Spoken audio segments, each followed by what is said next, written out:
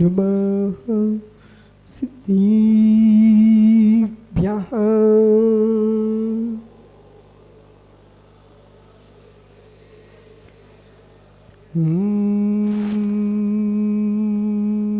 नमः सिद्धिभ्यः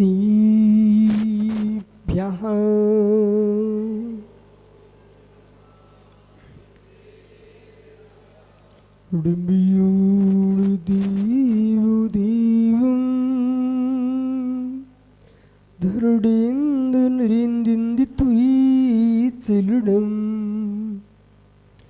नाडं जसीर्णन्तं लोयं पयाशे बहुजने मनोभिरामं जाय जरा मरण दुःखनाशैरम् यही परुलोहियत्थं तम्मु धूम्रसायडं भोक्षं डमूरिं ताडं डमू सिद्धाडं नमो आयरियाणं डमू छायाडं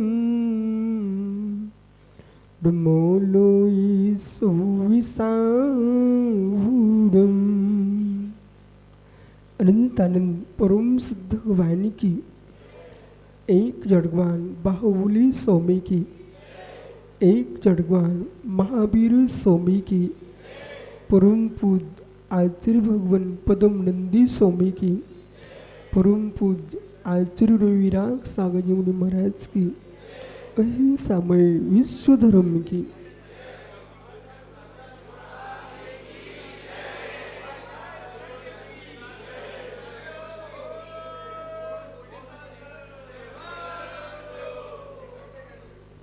बंधु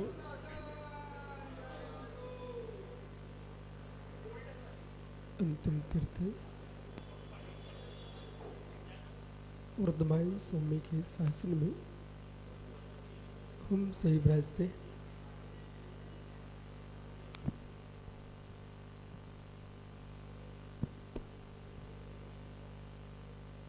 तीर्थंकर जनन की पीयूष देशना जिनेन्द्र भारी मनुष्यों जगत कल्याणी हम ये सर्वज्ञ शासन नमस्तु शासन जयवंतो वितराग श्रवण संस्कृति भगवत अर्हत परमेश्वर तीर्थंकर जनेश्वर देव ने विश्व वसुंधरा को वस्तु के वस्तुत्व का सत्यार्थ बोध प्रदान किया है। ये परम अभाग्य स्वीकार करो अपने जीवन का कि आपकी आत्मा को पराधीन होने का आदेश नहीं किया गया, ऐसे दर्शन में आपका जन्म हुआ है जहाँ भगवान ने ये नहीं कहा कि विश्व के लोग कर्म करो फल मेरे हाथ में है। हम उस संस्कृति में जन्मे हैं जिन्हें भगवंत तीर्थंकर ऋषभ देव से महावीर पर्यंत अनंतानंद चौबीसियों ने ये नहीं कहा कि ज्ञानियों कटने के मुमुक्षुओं कर्तव्य तुम करो फल मैं दूंगा। भगवान ने ये कहा है यानी जैसा तू कर्म करेगा बस फल तू स्वयं प्राप्त करेगा। स्वाधीनता का सिद्धांत किसी ने आपको प्रदान किया है, आत्मा की त्रैकालिक ध्रुवता का बोध किसी ने कराया है, वह जैन दर्शन है। आज उन वीर प्रभु की पावन जन्म जयंती के बेला पर जबलपुर के लोग ये ना सोचे कि हमारे जबलपुर में हो रहा कि कटनी में हो रहा है। ये कटनी कौशल है ना, ये महाकौशल ही कौशल महाकौशल। तो महाकौशल के द्वार से आपको बोध होना चाहिए ये भगवान महावीर स्वामी की जयंती का मंगलाचरण प्रारंभ हुआ कटनी से। पूरे देश में नहीं, पूरे विश्व में आज से ज्ञानी उनकी आवश्यकता नहीं है जो जगत में आग लगाने की बात करते हो, उनकी आवश्यकता है जो जगत को सत्य अहिंसा का नाद करने वाले हो। जब भी विश्व में शांति होगी तो अहिंसा से होगी, अन्य कोई मार्ग नहीं। चाहे तुम्हारे घर के क्लेश हो, चाहे घर के बाहर के क्लेश हो, चाहे राष्ट्र के लिए क्लेश हो, अंतरराष्ट्र के क्लेश हो, चुनौती उनके दादा के दादा को है वे हिंसा से शांति कर पाए। जब भी शांति होगी तो अहिंसा का आश्रय लेना ही पड़ेगा। जिस दिन भगवान महावीर की अहिंसा का बोध हो जाएगा उस दिन सारा विश्व दिगंबर हो जाएगा। पुनः समझिए, जिस दिन भगवान तीर्थंकर श्रवण संस्कृति की अहिंसा का बोध हो जाएगा, जिसको हो जाएगा वो सभी दिगंबर हो जाएंगे। लेकिन क्यों? जिनके सोच में अहिंसा हो, जिनके विचार में अहिंसा हो, जिनके वचन में अहिंसा हो, जिनकी चर्या में अहिंसा हो,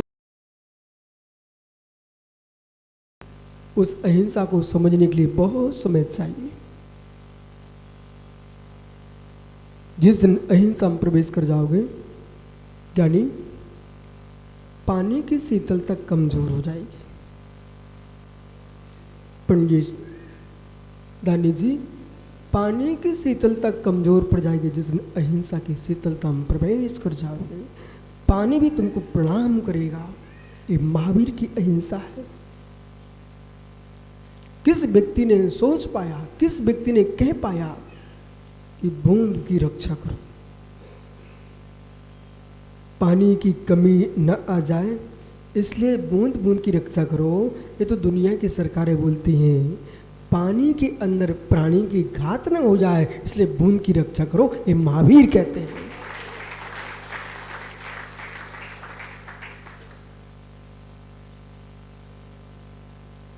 पुनः विचारिए, भगवत आचार्य प्रवर भट्ट कलंक स्वामी,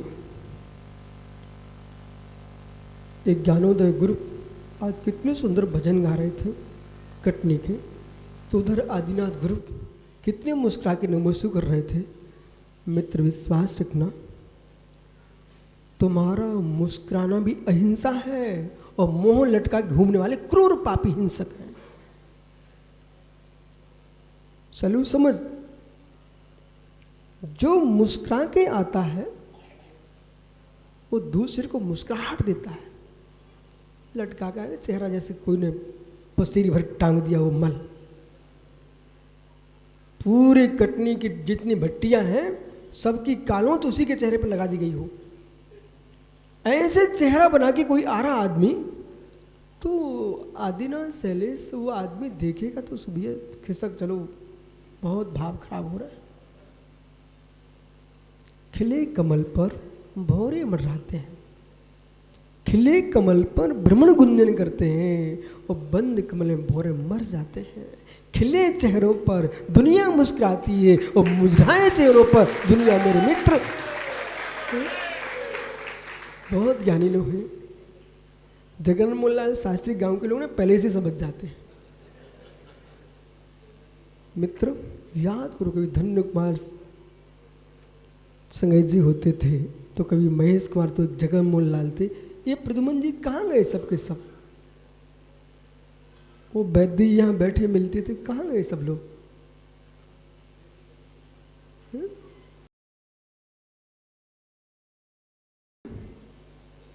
जो दशा उनकी हुई है ना वो सबकी होगी। कुछ ऐसा करके जाना जिससे हम जैसे लोग तुम्हारा नाम फिर से ले सकें। आइए, नहीं सोच पाया जगत, नहीं सोच पाया जगत कि पानी क्या है। वे क्या सोच पाएंगे जिन्होंने समझा ही नहीं वस्तु तत्व को। एक बूंद में एक बूंद में कितने जीव? एक बूंद में कितने जीव बच्चा? बेटा खड़ा हो जा, बिल्कुल नहीं घबराना बेटा, खड़ा हो जा। इन सबको पता चलना चाहिए लोगों को कि बच्चे बच्चे भारत के जैन सच्चे जैन हैं। बोलो बेटा कितने जीव हैं एक बूंद में?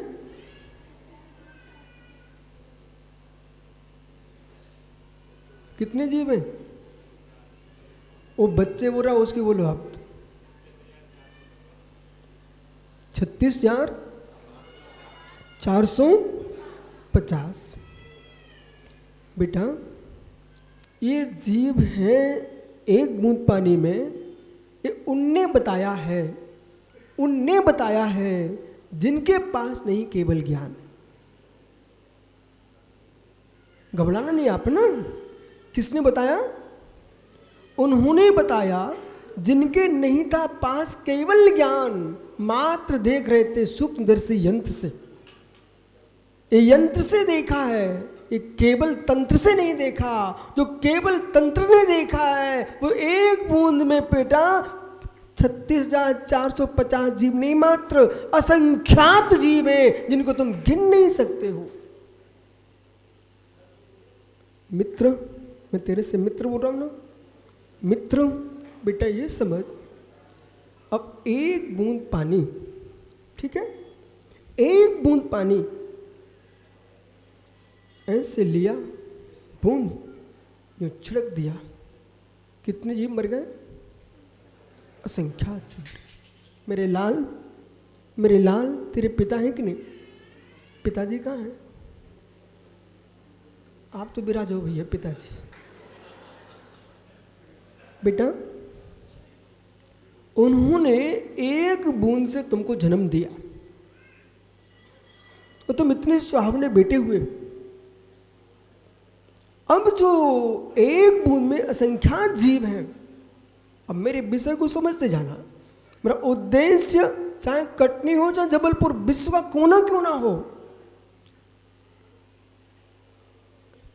आदिनाथ गुरु हमने आपको वाचना में ही बताया था जबलपुर में ग्रीष्म काल में। भगवान महावीर के जो सिद्धांत हैं ये मात्र कटने के जिनाले में छिपे रहें इसके लिए नहीं है। विश्व के हृदय पटल पर पहुंचाने की ताकत आज आपके पास है। वे क्या समझ पाएंगे बेटा अणव्रतों की महिमा? जो अणुबम पटक रहे हैं वो क्या गिर रहे हैं एक बूंद में 36,450, अथवा एक बूंद में असंख्यात जीव हैं। बालक, वे जो एक बूंद पानी है, एक बूंद पानी, और आपकी मां ने पानी को छाना, वो बिल छाने के एक बूंद जमीन में गिरा दिए। बेटा चीख पर न बोले मां मां सुन, तूने असंख्यात भावी सिद्धों को चकनाचूर कर दिया है।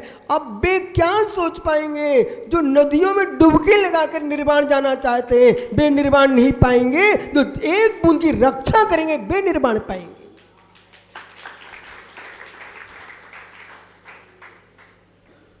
बालक सही बोल रहा है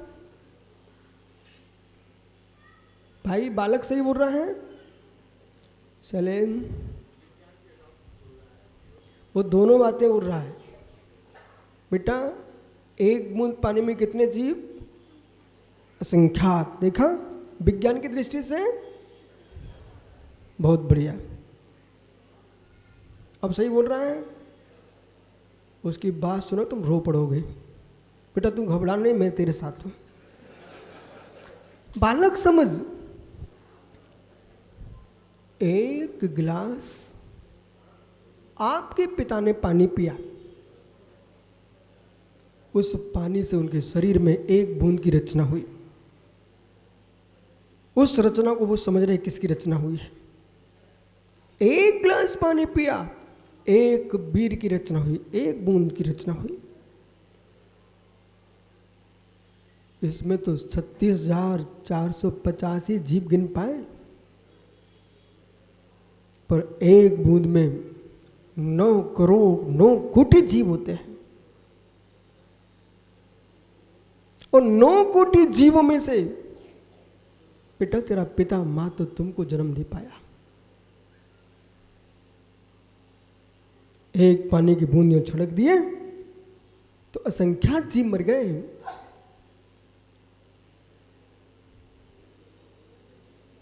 इस जीव ने कितने बार अब्रह्म का सेवन किया,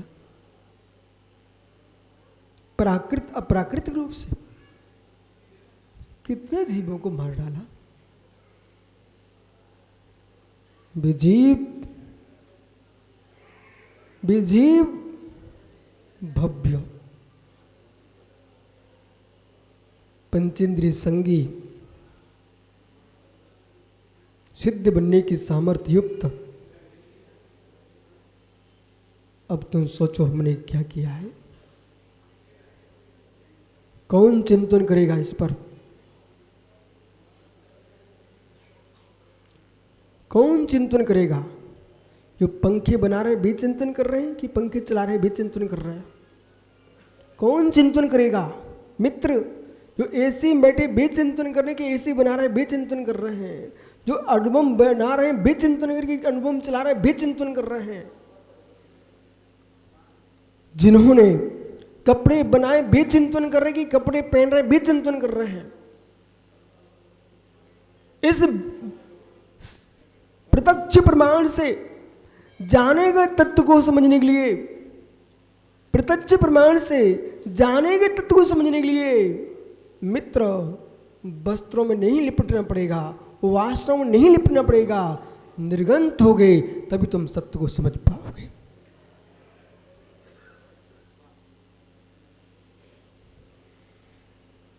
पंडित जी क्या हो गया? सभा में आवाज क्यों नहीं आ रही? क्या आप लोग मुझे दुश्मन समझते हो? जब भी मैं बोलता तो लोग चुप हो जाते हो। आपकी कमानियां गेट पर मूसलाधार पानी गिर रहा था, याद करो आप। और एक माँ नहीं भगी वहां से उठ करके। मैंने सोचा ये क्या चमत्कार हो गया कि माताएं तो सबसे घर भग जाती, लेकिन एक भी पानी में भीगती रही। उधर ऊपर से पानी गिर रहा था बारिश का, अंदर माँ जनवाणी का नीर झर रहा था। अब बेटा समझ, पूरे कटनी में बेटा घर घर में तुम्हारी चर्चा होने वाली है। मालूम आपको? एक बूंद पानी में इतने जीव हैं। वे जल कायिक नहीं है, वे जलचर हैं। वे जल कायिक नहीं है, जलचर हैं। एक गिलास पानी में कितने जल कायिक होंगे और कितने जलचर होंगे। आप कहना अपने पिताजी से, अपने दादाजी से, ज्ञानियों से, तुमने बड़ी बाल्टी और सीधे ऊपर डाल लिए। ओहो बालक, धीरे से कहना अपने पिता से, अहो तात अनंत सिद्धों को तुमने सिर पे ढार दिया। वही जल छान करके प्राशुक करके इन 3 लोग के नाथ के सिर पर ढार देते तो पानी नाली में न जाता, गंधोद बने लोग के मस्तिष्क पर चला जाता।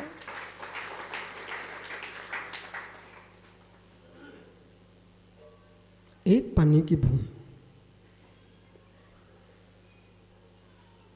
भगवान आचार्य कलंक स्वामी रायवार्तिक ग्रंथ में लिख रहे हैं, द्वितीय अध्याय में जल ने तुमको जीवन दिया है। जल ने तुमको जीवन दिया है। पियोगे तो जियोगे, पियोगे तो जियोगे, और नाली में बहाते रहोगे तो मर जाओगे। जल ने तुमको जीवन दिया है। एक बूंद पानी कौन सोच रहा है? मित्र बाल्टी भर भर करके बिगड़छना पानी नदियों से ला करके, सरोवरों से ला करके जो नष्ट कर रहे हैं वे क्या भगवान महावीर स्वामी की अहिंसा को समझ पाएंगे। ये कपड़े तो मेरे बड़े सुंदर दिख रहे तेरे बेटा, अच्छे सुंदर है ना, शौक से ना।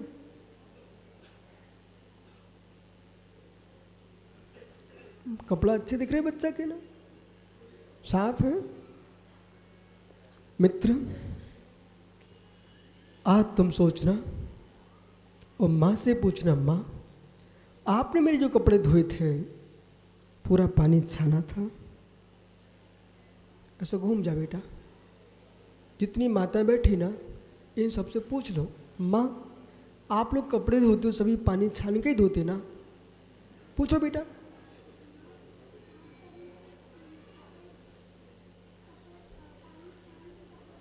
ईमानदार बच्चे के साथ गलत नहीं बोलना, सही बोलना। बच्चा पूछ रहा है क्या बोले माँ बेटा, फिर से पूछो। बच्चे पर दया करो, सही सही बोलो। अरे सरी माता उसकी माँ बन जाओ। पूछो बेटा फिर से।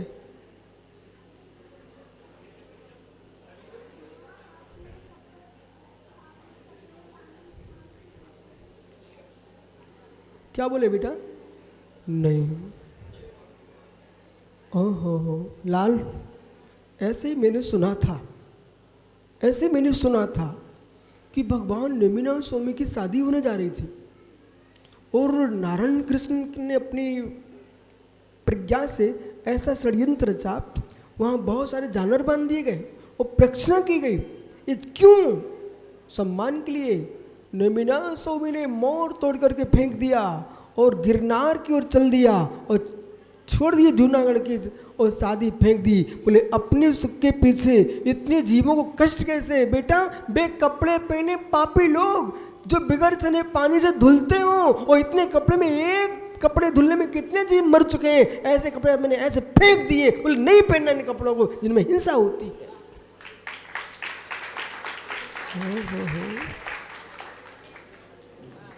बे कपड़े क्यों पहनना जिसमें कोटि जीव मरते हो? बट बेटा कपड़े पहन सकते क्या आप? नहीं पहन सकते, नहीं पहन सकते। जलकायिक जलचर दोनों का विघात हो रहा है। जो रंगे बिरंगे नाना प्रकार के अंबरों से युक्त लोग, श्वेतांबर पीतांबर अनेक रक्तांबर अनेक अंबरों से लोग हैं, वे क्या समझेंगे दिगंबर के रहस्य को? वे तो नंगा बाबा कहेंगे। वे नहीं समझते नंगे बाबा नहीं, ये अहिंसा के महापुंज हैं।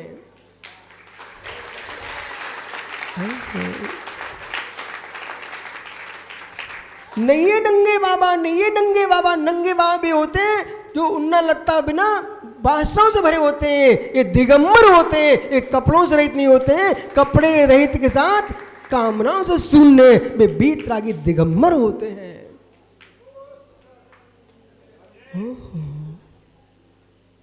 बेटा और पूछवाऊं क्या? सब रो पड़ेंगे, रो पड़ेंगे।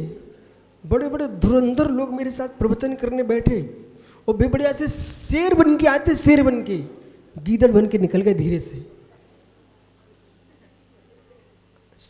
पटेल भैया पटेल, बड़े बड़े शेर आए थे मेरे सामने।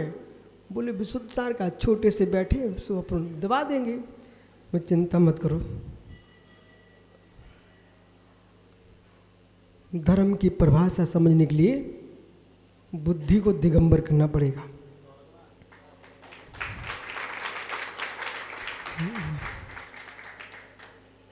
भरम धर्म की। बेटा तेरा नाम क्या बालक है?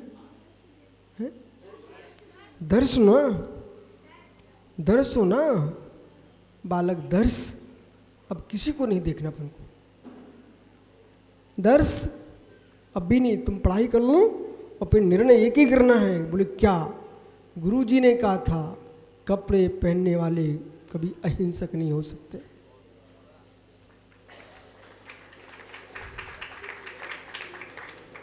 कपड़े पहनने वाले कभी अहिंसक नहीं हो सकते। वो अहिंसक जो होगा वो कभी कपड़े पे नहीं पहन सकता। इसलिए हम भगवान महावीर स्वामी की जयंती नहीं मना रहे हैं, हम तीर्थंकर महादिगंबर परंपरा को स्वीकार करने वाले महावीर की जयंती मना रहे हैं।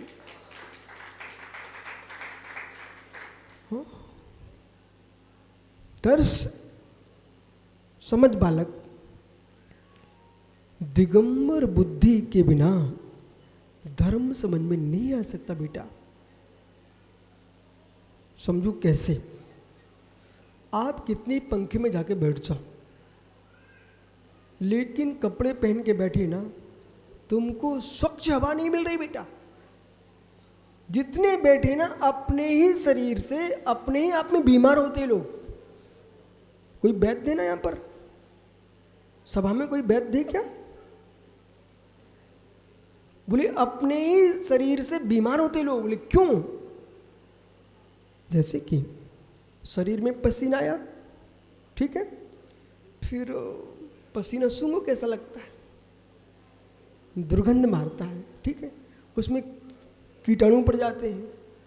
अब ऊपर से पंखे की हवा लगी, उधर पसीना और अंदर शरीर गर्मी, सो अच्छे कीटाणु उत्पन्न हो रहे हैं और पूरे के पूरे कीटाणु हवा में बेचारे उन्हें ठंडी लगी, सो तुम्हारे शरीर में फिर से प्रवेश कर गए, तो तुम बीमार होते हो।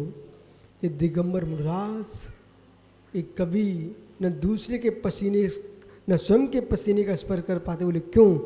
खुले वायु में रहते हैं। वात रसायन, वेदों में इनको वात रसायन कहा है। मुनिराजों को, जैन मुनियों को वेदों में वात रसायन लिखा है। जैसे वायु रिश्ते रहती है, ये दिगंबर मुनि रिश्ते रहते हैं।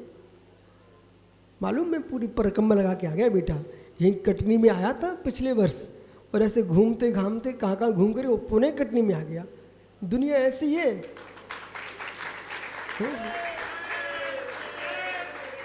पर बालक, मेरा निर्णय है, जब तक आयु कर्म के निषेक है इस शरीर में तब तक घूमते ही रहना है, पर परिणाम नहीं घुमाना। परिणाम पवित्र रखना चाहिए। आइए, धर्म समझने के लिए दानी पंडित जी बुद्धि को दिगंबर करना पड़ेगा। ये बालक दिगंबर नहीं है ना अभी। दिगंबर धर्म को मानता इसलिए दिगंबर है। दिगंबर तो ये बालक जो आपको मंच पे दिख, दिगंबर बालक है। पर बालक जब शरीर में स्वच्छ वायु नहीं मिल रही है, कपड़े पहनने से स्वच्छ वायु नहीं मिल रही है, ऐसे ही जब तक व्यक्ति के मस्तिष्क में परंपराएं, पंथ, आमनाएं, संप्रदाय इनके पट्ट पड़े रहेंगे ना, बुद्धि दिगंबर नहीं होगी ना, तब तक व्यक्ति को अहिंसा कहाँ समझ में आएगी। राग देश के कपड़े पहनने वाले आदमी को भगवान महावीर की अहिंसा समझ में नहीं आ सकती है। उनको राग देश के पट्ट उतारना पड़ते हैं। अब समझ बालक, अभी माँ तुमने पानी की बात की है, और एक बूंद पानी में इतने जीव हैं, तो जितने जगत के प्राणी हैं उन सारे जगत के प्राणियों को अब पानी का प्रयोग कैसे करना पड़ेगा। कम से कम इतना ही नियम कर लो। भगवान महावीर स्वामी की जयंती का मंगल दिन आ रहा है कि हम व्यर्थ में पानी नहीं फैलाएंगे। कितने लोग नियम ले रहे हैं आज? व्यर्थ में पानी नहीं फैलाएंगे। हाथ ऊपर करो। जहां एक गिलास से काम चल सकता है वहां बाल्टी भर पानी नहीं फैलाएंगे। ले सकते नियम? बहुत अच्छा बेटा। ये महावीर जयंती का मंगलाचरण कटनी से पवित्र हुआ है। पूरे देश को मालूम चल जाए कि कटनी वालों ने नियम लिया है कि एक गिलास पानी की जहाँ आवश्यकता होगी वहाँ एक गिलास पानी का ही प्रयोग करेंगे, वो भी छान के, लेकिन व्यर्थ में पानी बर्बाद नहीं करेंगे। अब तुम भारत सरकार को सूचना दे देना ना, बोले हमारे गुरुजी ने मालूम क्या नियम दिया है।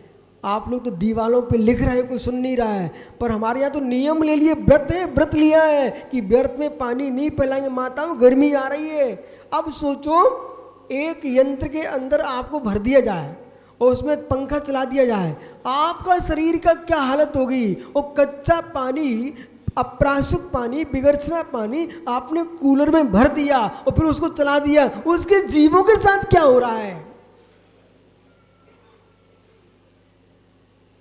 क्या सोच रहे हो?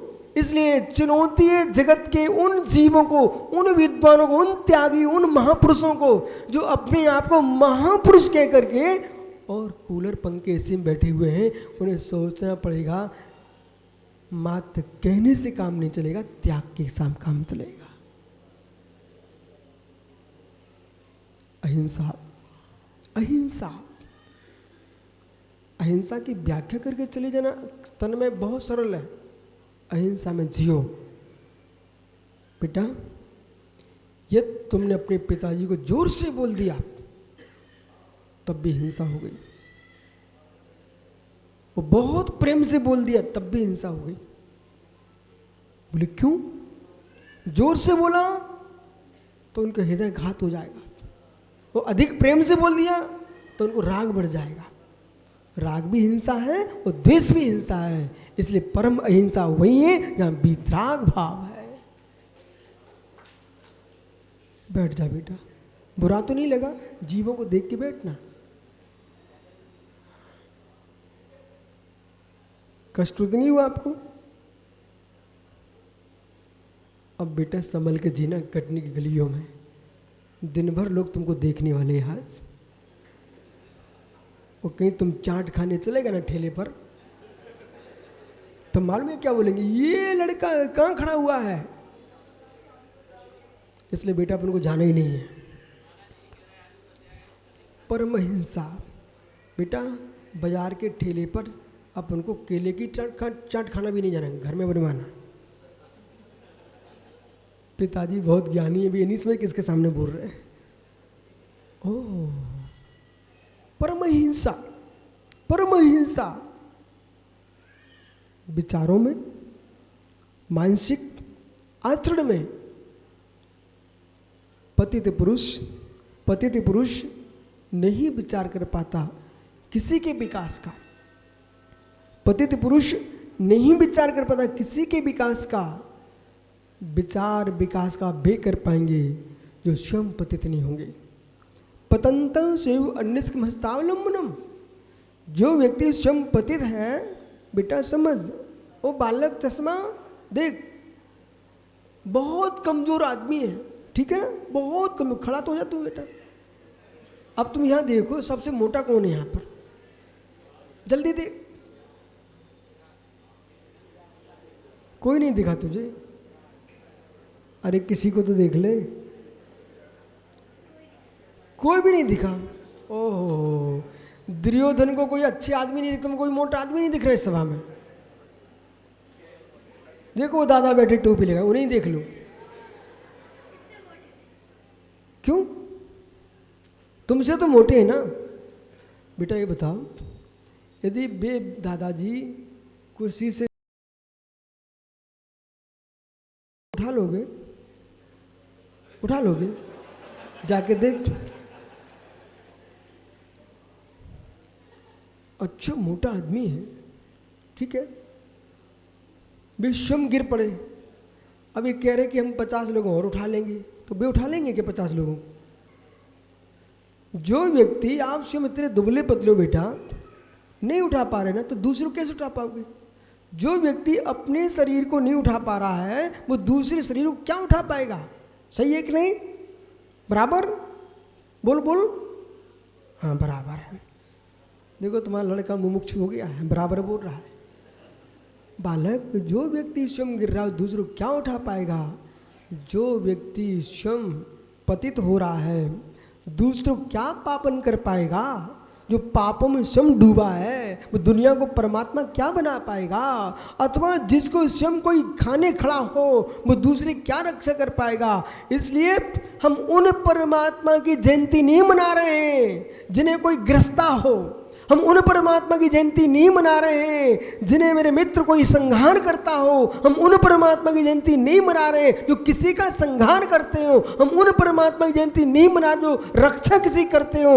मेरे मित्र, हम उन परमात्मा की जयंती मना रहे हैं न गिरसे जाते हैं, न संहार करते हैं, न संहारित होते, वे वीतरागी भगवान महावीर स्वामी है। समझ गया? इसलिए न समत्तो रख्यम स्वयं रे राहु गस जंतु का हुई समत्तो राख्यम अन्न जीवाणम।